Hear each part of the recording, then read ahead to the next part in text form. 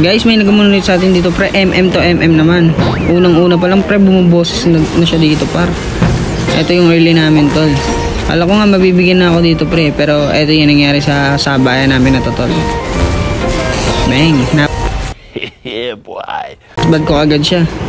Sabi ko yabang kasi, takot daw siya pre. Dito pre, tingnan natin nangyari. Low health ako doon kaya ako nabigyan doon tol. Tapos pre, ito yung sabayan namin sa mid lane pre. Ayun, hindi ako makalabas dito ng Torre tol kasi lugi na ako sa kanya dyan eh. Kahit 1-1 lang kami dyan kaya. Pero ang nangyari dito pa rin nabigyan ko siya. Kala ko nga mabibigyan lang ako. Diba? Tapos dito guys, na-cancel ko yung ulti ko. Tignan mo ilang hit lang pre. 3 hits lang to. Sabi niya dito, ang sakit. Damang-dama mo. Tapos dito na guys, nagpa-ilaw siya. Bigla na lang siya dumating sa ano ko pre. Harapan ko kaya eto sabi ko.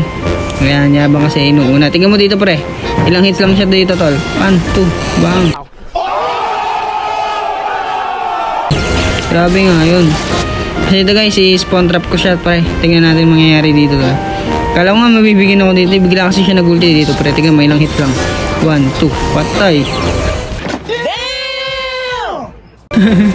Buti pre, daw ako nabigyan doon. Yabang kasi iniuna na ito pre. Diba? MM to MM pa pinili mo. Kahit daw ako nag-MM pre, papalagang kita. PM nyo ako guys sa mga gusto mag-next dyan tol. Ang yabang.